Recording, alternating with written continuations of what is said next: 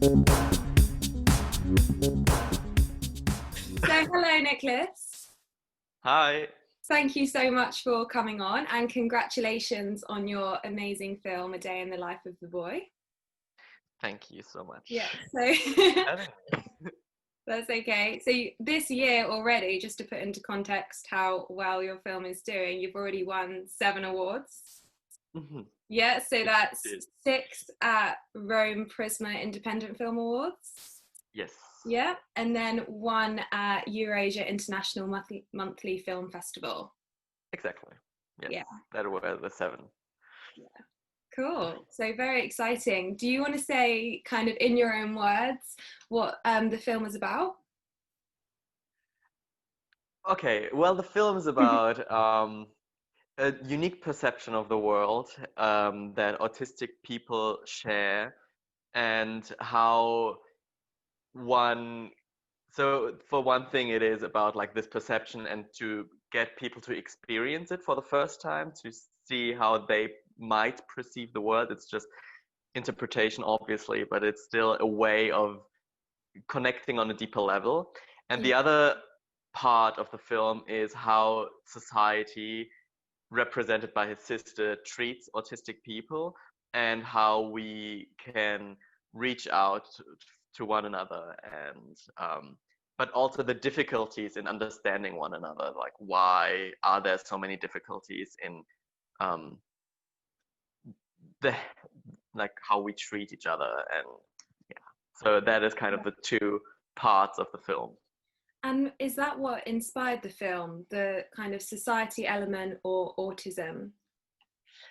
um Autism, like the perception, the first thing that was written down was just the perception of autism. Mhm. So the first version of the script was much more about the autistic boy and his perception of the world, and sometimes you got a little bit lost because that is what this detailed perception makes you perceive. It's just like too many details and you get lost in the context. Yeah. So you lose the context. And that is actually what happened in the script. People lost the context and were like, what is happening? To have so many unique perspectives, and but why? Like, what is happening in the background? Like, obviously not like what is it called? Like, people with a normal perception of the world, or not so detailed perception of the world, would be Yeah. more accurate, I guess. Um, they don't really understand the context anymore, and so they are completely lost. Yeah. And that is why we introduced this other perspective onto autism, this society element, so people would understand, like, okay, this is only this perception, and this is what's happening around him. Yeah. And I think you've shown that really well through the sister element, that really strong theme of siblings. Yeah, so how did you're obviously very passionate about autism, and through the story you tell it really well. Where does that come from? So the first connection to autism I had was I read an autobiography by Daniel Tammet called Born on a Blue Day. Okay. And he's quite a famous autistic savant, with also he has a different, like, synesthesia. Oh, Um, I've oops. lost your face. Yes, wait a second. Just a pop-up. There we Like, go. That's okay. ah, modern technology, I know. Um, so yeah, so he has something called synesthesia, I think it is, where he also like feels colors and sees numbers with feelings and stuff like that. And like days have certain colors. So I just read this book about his autistic perception, and I felt really inspired and started to write um, on a feature length film. And just one bit of that, like, is in the film now, which is the playground scene, which like Okay. start, and then there's this painting of Norman Rockwell called A Day in the Life of a Boy. Hmm. I think it's A Day in the Life of a Little Boy, and it depicts like the typical, I think it's the 60th 1960, a typical day in the life of a boy in like small pictures. And then and then I asked myself, what would a typical day look like in the day of an autistic boy? And that is kind of where the idea came from. Like Okay. these elements of like from dusk till dawn, what are the certain pictures that I would pick for an autistic boy to tell his perception of this day? I found when I was watching it, you almost forget because so much kind of happens. You almost forget that it is one day. I don't know if you've heard that before. I don't think I have heard that before, but that is kind of the goal in the end, like that you Yeah, forget that it has this, that the title is A Day in the Life of a Boy, and that you yeah, forget about this one day. And yeah. also, I felt like it just, sometimes it just needs one day for things to break apart or to come together again. Hmm. And that is all that is needed for a good story, I guess. Wow, that is a really powerful quote. You should write that down. Right afterwards, like I will rewatch it and write it down Next and film, put it next somewhere. film. Next film. So, okay, now the fun stuff. So, tell me about the shoot. How long did it take to film? Did you experience any setbacks? What went really well? So the we shot for 8 days because I don't know if it's the same in Great Britain, but around children there's strict rules how long you're allowed to shoot with them. So we are Yeah, just allowed 4 hours on yeah. set. And so we try to maximize that time by getting in one kid early, shooting everything with the one kid, and then getting in the other one, have the couple scenes, and then sending the one kid home, and the other had to stay and do his or hers um, little scenes in the end. Like it was, we tried to maximize the time as much as possible, They were but phenomenal, the kids, and both of them have won something from it, haven't they?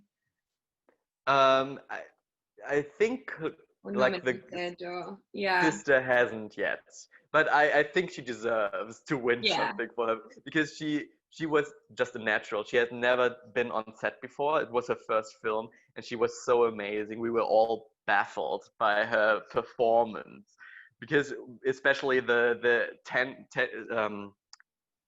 tantrum, nine the Yeah, is it temper when she's tantrum? in, yeah, don't want In to her spoil anything. tantrum scene where she Yeah, like pulls out the books and yeah. gets really angry. She had so much fun with it, but we were all really concerned because she looked so angry and was so aggressive. Oh And dear. in in one, like once she like accidentally hit her microphone, and it looked like she got slapped, and we were like, "What is happening?" And she afterwards always starts to laugh. And that was something really fun about that shooting day, because I was like ha ha ha ha afterwards. It was amazing to watch her. But there was one setback, because if you shoot with children you need to have like approval of the children's care Okay. I government mean, I kind can of thing. imagine it. Yeah, yeah. And the day before we started shooting, the woman in charge of handing out these confirmations called us and was like, "Oh, I just read the script." Before, she always said like, "Oh, it's no big deal. It's no big deal. It will be fine. You have handed in everything. It's fine. We will give you the permission as soon as I'm back from holiday." And then she got back and she's like, "Oh, I'm leaving today a little bit early. I will do it tomorrow, but you will have it before you shoot." And then the day before the shoot, she called and it's like, "Oh, I just read the script for the first time, and the kids have to do a lot, and it's divorce. It's like a death of a pet. I don't think I can give you that permission." And we were extremely anxious that we couldn't shoot the next day. And everything was just built up for this week of shooting. But then we got her to agree that if a children's psychiatrist is on set, that it will be fine. And we had one there.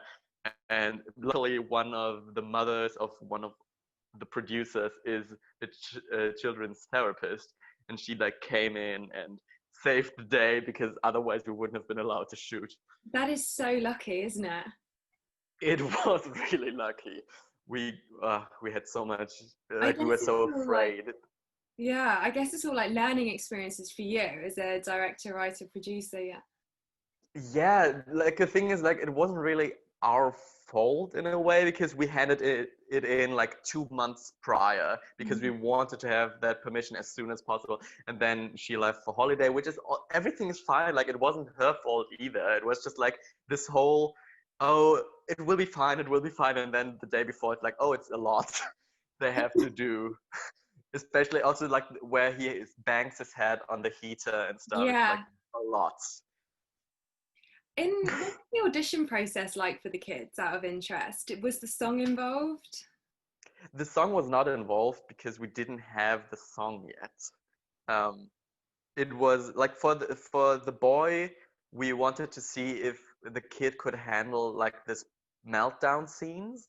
Hmm. So we had one scene where the breakfast scene was for both kids the casting scene because it shows a range of like for the boy it was like everything is fine, slowly building up to a full on meltdown and like calming down again once someone hums for you. And for the girl, it's obviously this really exciting thing, the curiosity, what does brother do with his fingers, and then afterwards being mad to be ignored. Like this was also like the switches for the actors. So those were the two, and that was the scene they had to play for us. And we went to Berlin and Cologne because there are the biggest children's acting agencies Okay. and had like a lot of kids come in and act for us until That we must have found the been two. such a pleasure to watch all of these talented children. It must have been a It really was. difficult decision. It Yeah. was really difficult, yeah. It was like, although the thing is, like, the two we chose in the end were like just outstanding in a way. They are Like the boy, so good. Like they really are.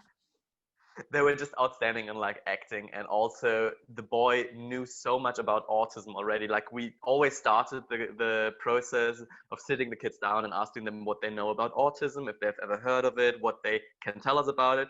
And mostly like most of them didn't know much, some knew a little bit. And he just came in and told us 10 minutes lecture like, oh, this is the perception, but you can't say it for everyone because they're very unique in their perception. And so these are the things that cause a meltdown. And he knew so much because he just like did the research beforehand. That's what you And we want. were really impressed. I mean, the thing is, in 2020, there's so much exposure now and education for invisible disabilities, which autism is, Yes. right? And I think they are pushing that in schools as well because it's so important for people to know, and that's such a huge theme in your film.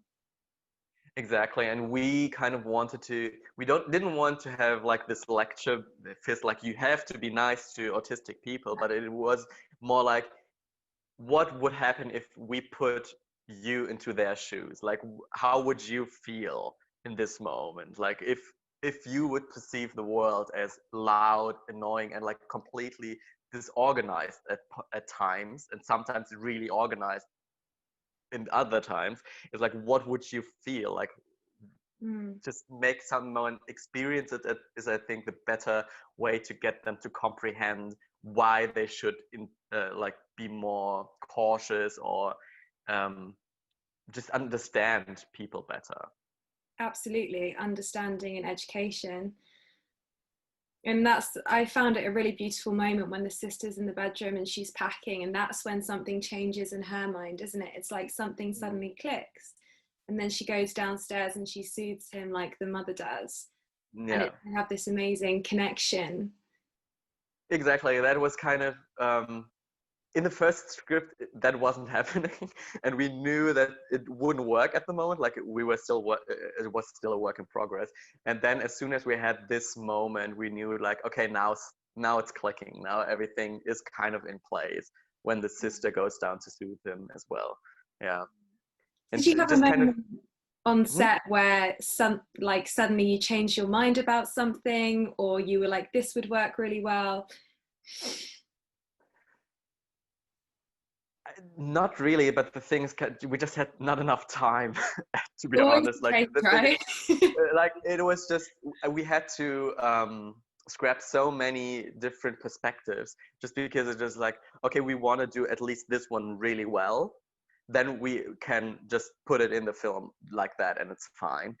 So I just always wanted to have one that is completely working on its own.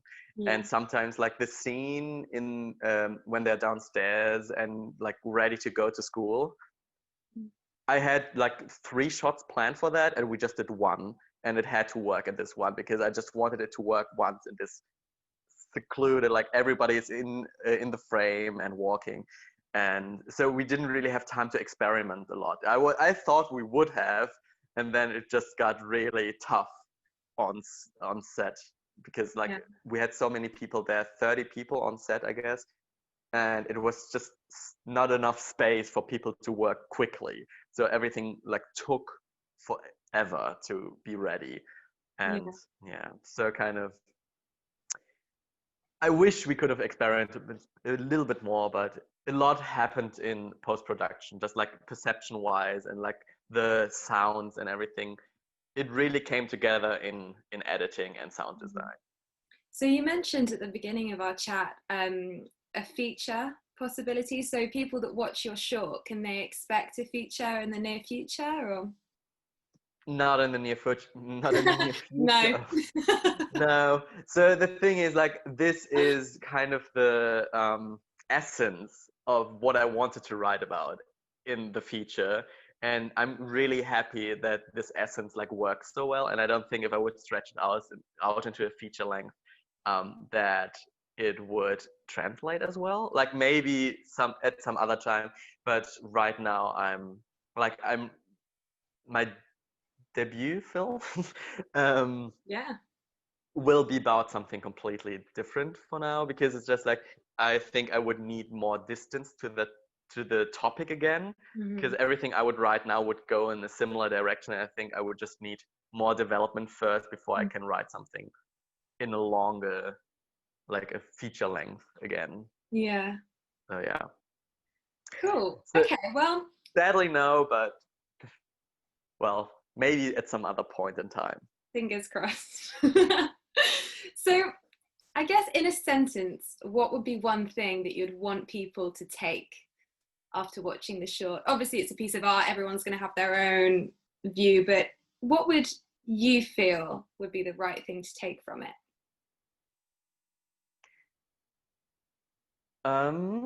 Good question. I think the one thing I would love for people to take away is just to think about how they treat others. Like that everyone has their own perception, and even if you feel like you're being ignored or not treated well, doesn't mean that someone else who gets attention or whatever has a better life, or he just has a different perception of some things. And that is something that I would love people to take away. But I think my favorite comment up until now was someone who said it was horrible to watch, but it was great. Yeah. And I think that is, if people go out with this kind of perception of the film, I already won, because it's so, it seems to be troubling in the good way. Yeah, it's not like, oh, sit down with a cup of tea and watch on a Sunday morning with your gran. You know, it's more like sit down and think about how you treat other people. Exactly. Sit down and think about it afterwards. And you might feel, I don't know, you might feel bad afterwards, but that's a good bad feeling. Yeah. And every amazing piece of work that, I don't know, I feel anyway, it's kind of on your mind for ages, and A Day in the Life of a Boy kind of really does stick. You know, you think just the little scenes. Okay, cool, amazing. Well, I just want to finish with some quick fire questions. Okay. Not about the film. What advice would you give to a filmmaker wanting to make a short? Put in a lot of effort into the script. Like, the script is the base on which the film is built, and if you have a not so great script, the film will never be amazing. And the other way around, it's more likely. So put in the effort for the script. Put in the effort for the script. Cool. What makes a short film great for you? And you can't say one that you made. Oh no, like a short film to me is like a little poem. It has not the same rules as a feature length, and you can really experiment with different kinds of ways to put your to tell your film, and that would not work in feature length. And I think that is the amazing thing about short films. Cool. And last but not least, what film has been the most influential to you and why? Oh, it was it's called Porn, Punk, and Poetry. Okay. And it is a student film from someone here in Germany, and I watched it when I was, I think, 16, and I was just amazed on how people can tell such, like, it is not a famous film, but I really just was baffled by how amazing this film was, and it made me want to tell stories like that. And I think that is, I always, like, if people ask me what like middle length film they should watch, I always say that film. Okay. Cool. I'll put it on my list. Yeah, you should. It is really great. It's like one of those where you have to think afterwards, like, what did I just watch? Awesome. Thank you so much, Niklas. My pleasure. Yeah, cool. I'm gonna stop recording now. So bye-bye everyone. Enjoy the film. Yep. Thanks for having me.